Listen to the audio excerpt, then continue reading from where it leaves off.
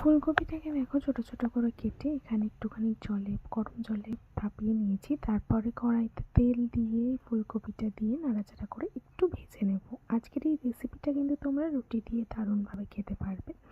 ফুলকপিটা যেহেতু একটু শক্ত, সেই জন্য ফুলকপিটাকে আগে দিয়ে একটু ভেজে নিয়েছি। তারপরে এখানে কেটে রেখেছিলাম দুটো পেঁয়াজ, মিডিয়াম সাইজের একটা বড় সাইজের ক্যাপসিকাম, একটা বড় সাইজের টমেটো দিয়ে নাড়াচাড়া করে একটু কড়াইশুঁটি দিয়েছি আর অল্প একটু টমেটোর সস দিয়েছি। দিয়ে সব কিছুকে ভালোভাবে নাড়িয়ে দিচ্ছি।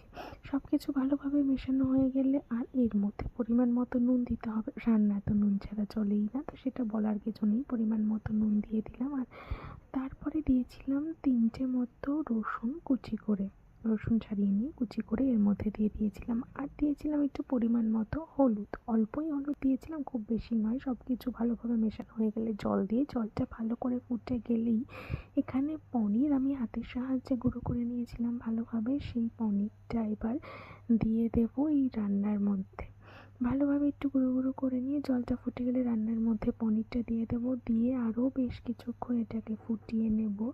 ভালো করে নাড়িয়ে চাড়িয়ে পনিরটাকে এর মধ্যে ফুটিয়ে নিয়ে ব্যাস, তারপরে কিন্তু আমাদের রান্নাটা একদম রেডি। নামানোর আগে এর মধ্যে গরম মশলা ছড়িয়ে নামিয়ে দাও। জাস্ট দারুণ খেতে হয়েছিল, বিশ্বাস করা। রুটি দিয়ে এটা ভীষণভাবে ভালো লাগবে। রুটি পরোটা ভাত দিয়েও খেতে পারো, বাট রুটি পরোটা দিয়ে এটা জাস্ট জমে যাবে।